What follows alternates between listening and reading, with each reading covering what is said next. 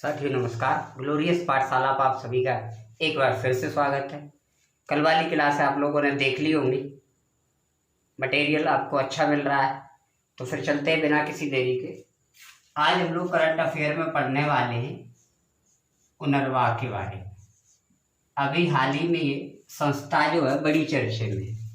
जब भी हम बात करेंगे तो जैसे इसकी फुल फॉर्म क्या है, इसकी स्थापना कब हुई थी, इन सब मुद्दों पर चर्चा करते हुए चलेंगे। तो इसको आप बोलते हैं यूनाइटेड नेशंस रिलीफ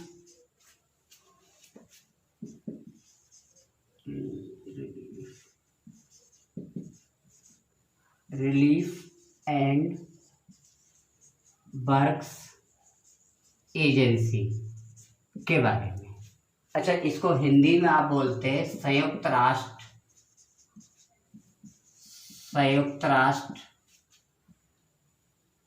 राहत एंड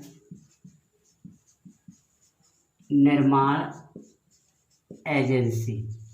ये भैया, तो अब पहले हम लोग बात करेंगे कि आखिरकार ये चर्चे में, पहली बात आपको फुल फॉर्म पता होनी चाहिए। United Nations relief and Works agency, संयुक्त राष्ट्र राहत एंड निर्माण एजेंसी। अभी हाल ही में ये क्यों चर्चे में है, तो देखो भारत सरकार ने इस एजेंसी को 2 मिलियन अमेरिकी डॉलर रुपए देने की बात की है।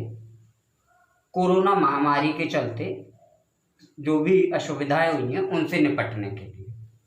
तो पहला तो चर्चे का विषय यही बन गया कि अभी हाल ही में भारत सरकार द्वारा निम्न में से किसे 2 मिलियन अमेरिकी डॉलर देने की घोषणा की है। कोरोना महामारी के कारण जो परिस्थितियां अनुकूल हुई हैं, प्रतिकूल जो हुई हैं उसके कारण, तो आपकी उनरवा यानी United Nation Relief and Works Agency को, ठीक है, यानी चर्चे में ये क्यों है संस्था, तो कह सकते हैं कि भारत ने 2 मिलियन अमेरिकी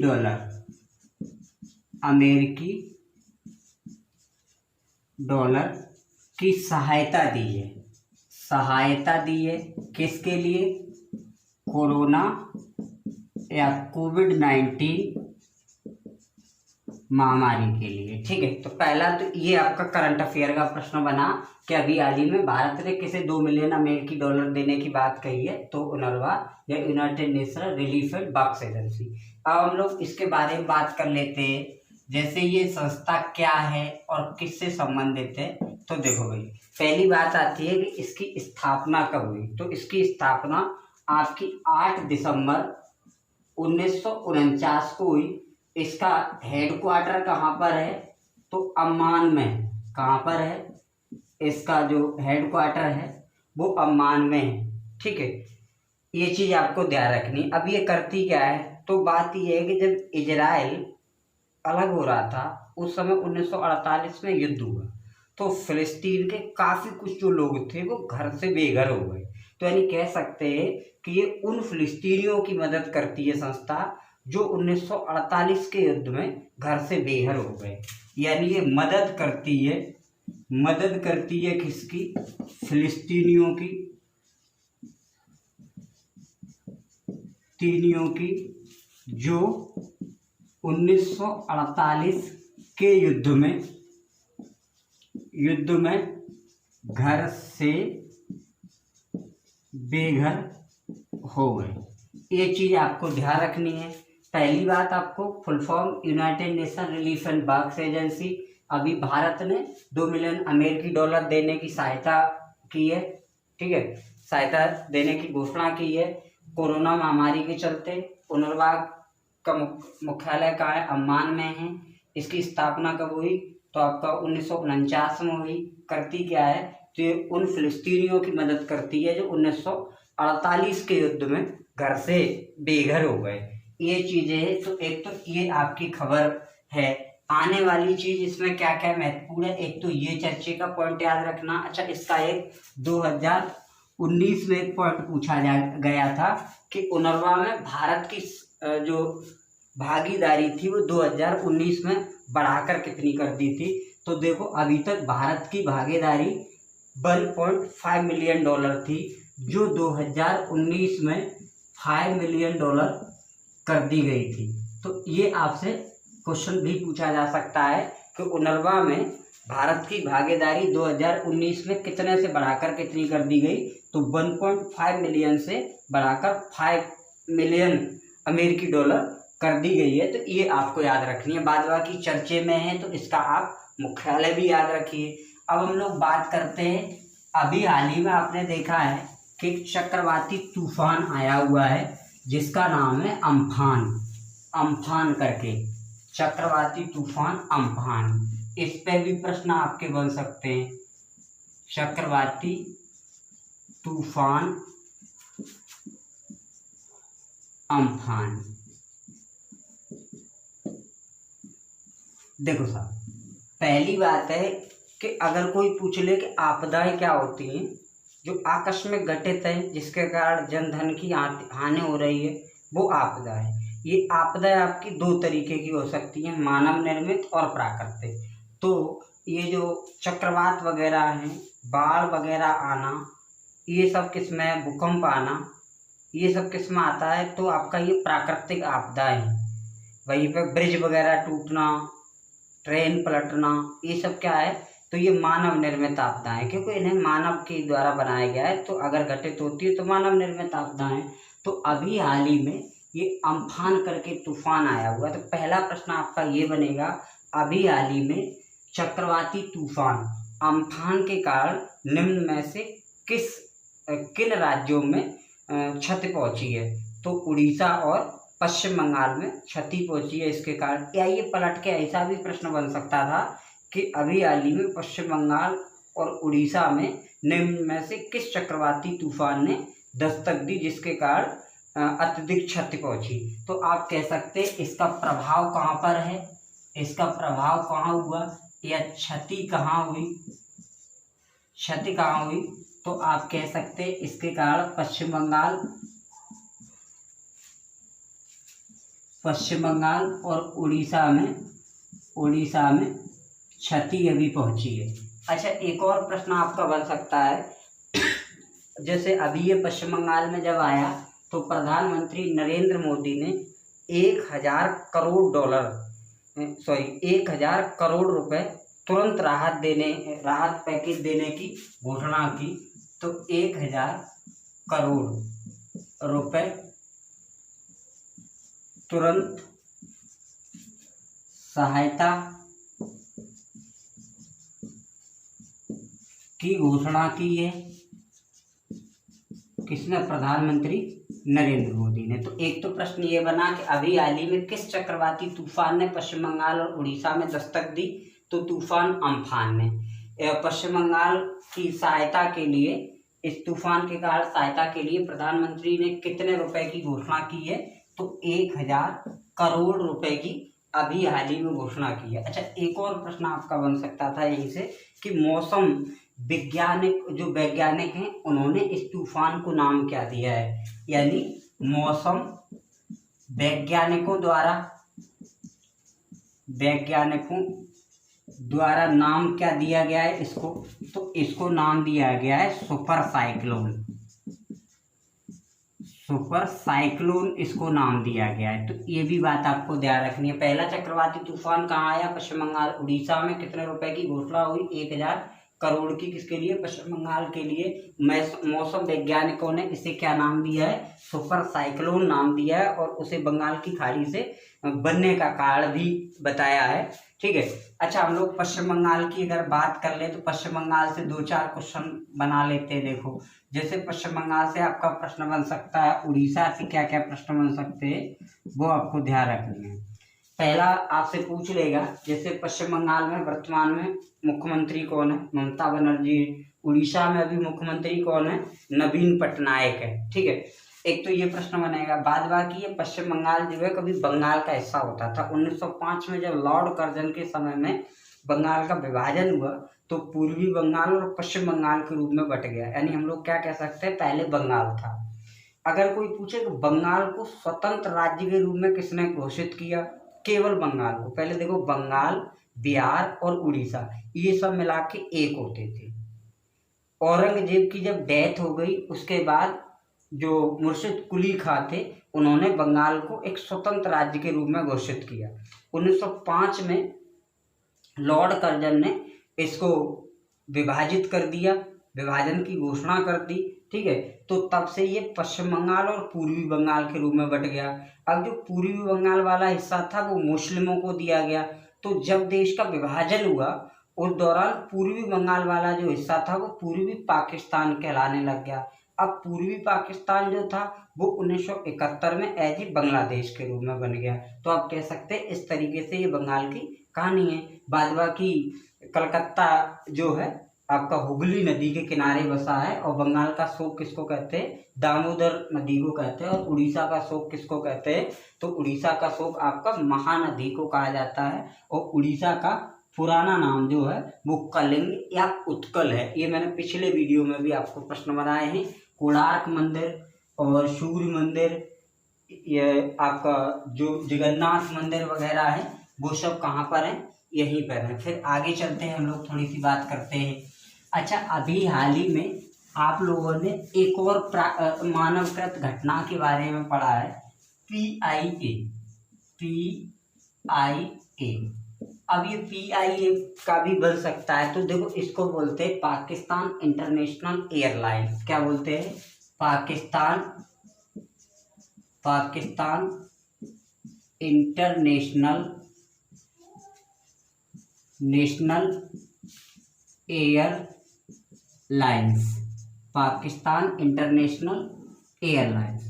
अभी हाल ही में ये चर्चे में है और ये क्वेश्चन बन सकता है आपका। तो पाकिस्तान इंटरनेशनल एयरलाइन का एक विमान था PK-8003, PK-8303। ठीक है, क्या था भैया, ये जो विमान था वो लाहौर से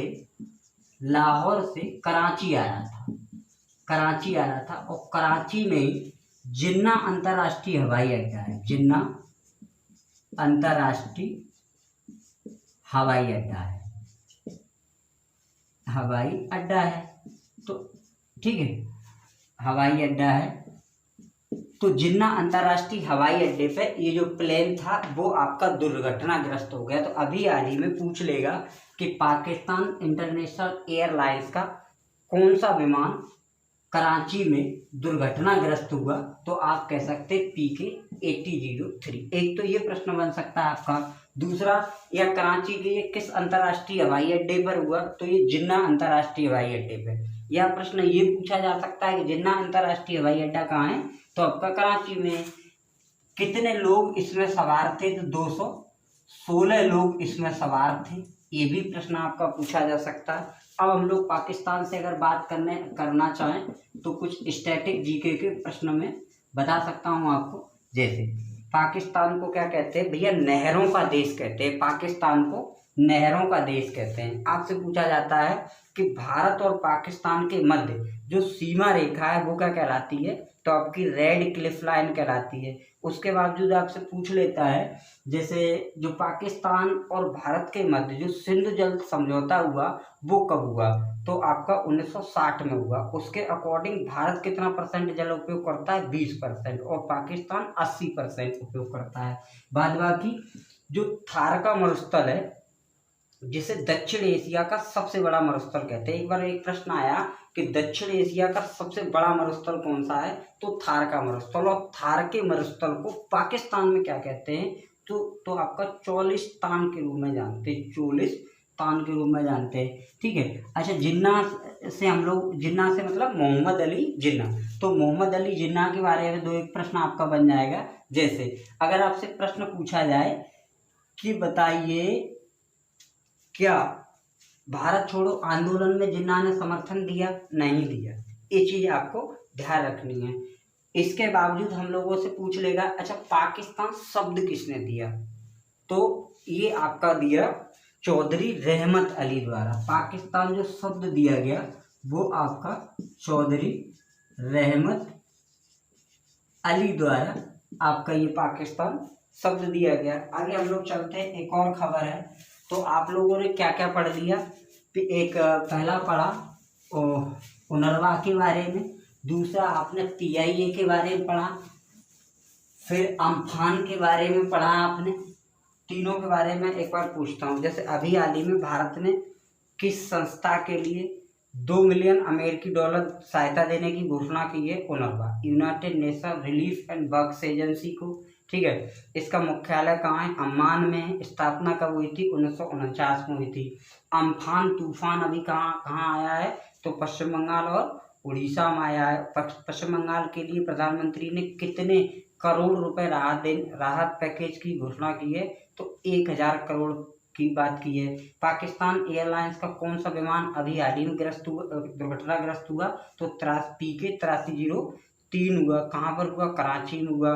किस हवाई अड्डे पर हुआ? जिन्ना अंतर्राष्ट्रीय हवाई अड्डे पर ये हुआ। आगे हम लोग पढ़ते हैं विश्व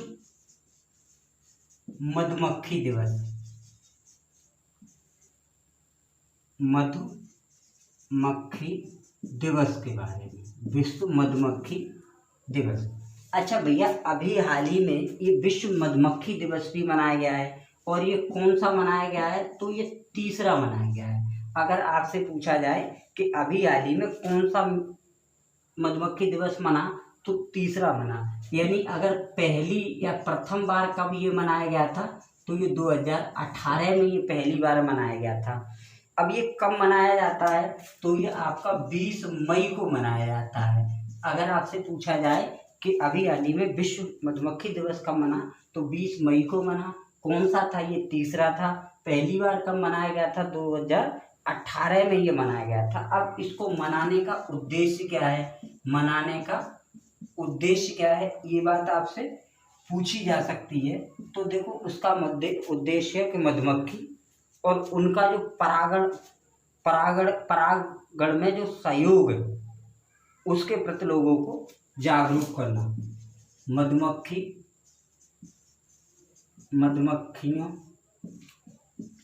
परागण के प्रति लोगों को जागरूक करना। मैं थोड़ा शॉर्ट में लिखता हूँ, मधुमक्खियों और उनका परागण में महत्व के प्रति जागरूक करना, ये भी चीज़ हम लोग कह सकते हैं इस चीज़ को। देखिए साहब, अब बात आती है कि ये मधुमक्खियाँ जो हैं क्या है, तो मधुमक्खी से आपके कई एक प्रश्न बनते हैं। मधुमक्खी से हनी भी करके बोल देते हैं। कई एक बात तो देखो, प्रश्न यही आया है कि जब हमें मधुमक्खी काटती है, चींटी वगैरह काटती है, तो हमारे बॉडी में जो दर्द महसूस होता है वो किसके कारण होता है? तो वो आपका होता है फॉर्मिक अम्ल के कारण। अच्छा, मधुमक्खियों से हमें शहद मिलता है, शहद। अब जो शहद है, इसके 2 प्रश्न बनते हैं आपके, एक फिजिक्स से, एक आपका केमिस्ट्री से, कि शहद की जो मिठास होती है वो किसके कारण होती है? तो आपकी वो फ्रक्टोज के कारण होती है, फ्रक्टोज के कारण होती है। और फ्रक्टोज क्या है? तो ये आपकी शर्करा है जो सबसे ज़्यादा मीठी शर्करा है। आपको अगर केमिस्ट्री में कार्बोहाइड्रेट पढ़ाया है या पढ़ा है आपने, तो 3 तरीके के आपके कार्बोहाइड्रेट होते हैं, मोनोसैकेराइड, डाइसैकेराइड और पॉलीसैकेराइड। तो जो फ्रक्टोज होता है वो आपका मोनोसैकेराइड में आता है। किस में आता है? मोनोसैकेराइड में आता है, मोनोसैकेराइड के अंदर आता है। तो पहला प्रश्न आपका ये बन जाएगा कि मधुमक्खी का जो शहद होता है उसमें मिठास का कारण क्या होता है? तो फ्रक्टोज शर्करा होती है, और ये किस श्रेणी में आती है? तो आप कह सकते हैं ये आपकी मोनोसैकेराइड होती है। अच्छा, दूसरी बात है कि शहद बहता क्यों नहीं है? बहता क्यों नहीं है? तो इसका कारण ये है कि श्यानता का होना, श्यानता का होना। ठीक है, यानी जितने भी द्रव जिन्हें हम जमीन पर उड़ेलते हैं, जब वो बहते नहीं है, तो मतलब गाढ़ीपन का जो कारण है वो क्या है? श्यानता है, जिसके कारण शहद बहता नहीं है। अब बात आती है ये परागण क्या है, यहाँ से भी प्रश्न बनते हैं। परागण जब मैं आपको वायु पढ़ाऊंगा उस समय आपको बताऊंगा। परागण को बोलते हैं भैया पॉलिनेशन, पॉलिनेशन करके इसको बोलते हैं। ठीक है। परागण देखो भाई, दुनिया जो प्रकृति है उसको सतत रूप से चलाने के लिए जरूरत किसकी है, मेल और फीमेल की।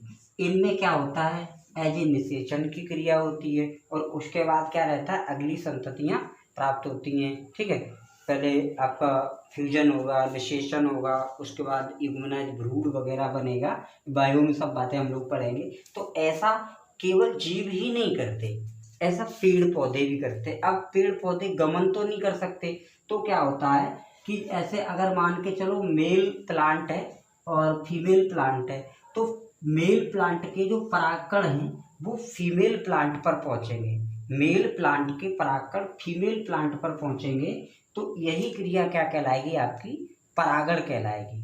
ठीक है, हालांकि उनके फूलों के हिस्से होते हैं, स्टिग्मा स्टाइल ऐसे करके, वर्तकाग्र वगैरह, उन पर भी चर्चा करेंगे आगे हम लोग। तो कह सकते हैं कि नर पुष्प से मादा पुष्प पर पराग कणों का पहुंचना परागण कहलाता है। अब भैया देखो, अगर यहाँ से यहाँ पर परागण पहुंचेंगे ही नहीं तो इसमें निषेचन नहीं होगा और उसके उपरांत फ्लावर से फ्रूट्स वगैरह का निर्माण भी नहीं होगा और हम लोगों को ये सब अनाज फल वगैरह खाने को नहीं मिल पाएंगे। तो कह सकते हैं कि अब ये यहाँ से यहाँ तक परागण, ये परागकण जो होते हैं वो पहुँचते कैसे हैं, तो या तो ये पानी के जरिए पहुँचते हैं, जैसे पानी हुआ, पानी बह के गया, उसमें परागकण मिले, या तेज पानी था ये डूब गया तो इधर पहुँच जाएगा, वायु के द्वारा ये बह के पहुँच जाएगा।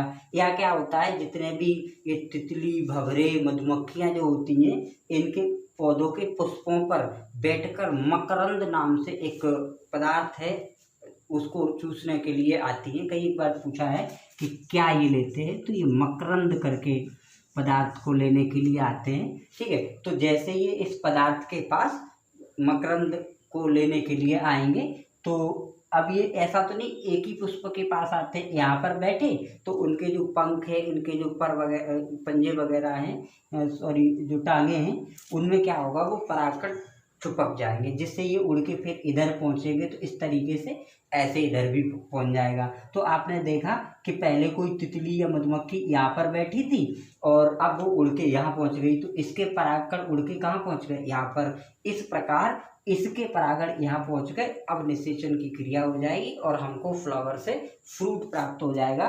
तो इन सब चीज़ों में भी मधुमक्खियों का अपना एक बहुत बड़ा रोल है। तो इसके महत्व को हमें सीखना चाहिए, समझना चाहिए, लोगों को इसके प्रति जागरूक होना चाहिए। इसके लिए 2020 की थीम भी रखी है, क्या, मधुमक्खियों को बचाओ। ठीक है, तो आपसे अगर पूछा जाए कि 2020 की थीम क्या है, तो आपकी मधुमक्खी बचाओ। अच्छा, परागण में कई एक बार प्रश्न पूछा जाता है, जैसे चमगादड़ों से होने वाला परागण क्या कहलाता है, तो कहलाता है चिरैटोफिली, चिरैटोफिली करके चिरैटोफिली। आगे मैं ये सब बातें आपको बताने वाला हूँ, जैसे पानी से होने वाले परागण को क्या कहते हैं, हाइड्रोफिली, कीट मकोड़ों से होने वालों को इंसेक्टोफिली, चमगादड़ों से होने वालों को चिरैटोफिली। अच्छा, मधुमक्खी पालन जो है वो क्या कहलाता है, तो आपका क्या कहलाता है, एपीकल्चर कहलाता है, एपीकल्चर कहलाता है इन सब मुद्दों के साथ। और ये मधुमक्खियाँ जो होती हैं आपकी संघ आर्थ्रोपोडा की सदस्य होती हैं, उसमें हम लोग इनको के बारे में पढ़ेंगे बायो में। तो फिर आप लोग जब भी वीडियो देखते हैं मेरी, कोई भी अगर कमी है, किसी भी तरीके की कोई दिक्कत है, पहले तो मैं कोई भी प्रश्न आपके लिए छोड़ता ही नहीं हूँ, फिर भी है तो सुझाव के लिए आप बिल्कुल कमेंट करिएगा। जय माता दी, मिलते हैं फिर।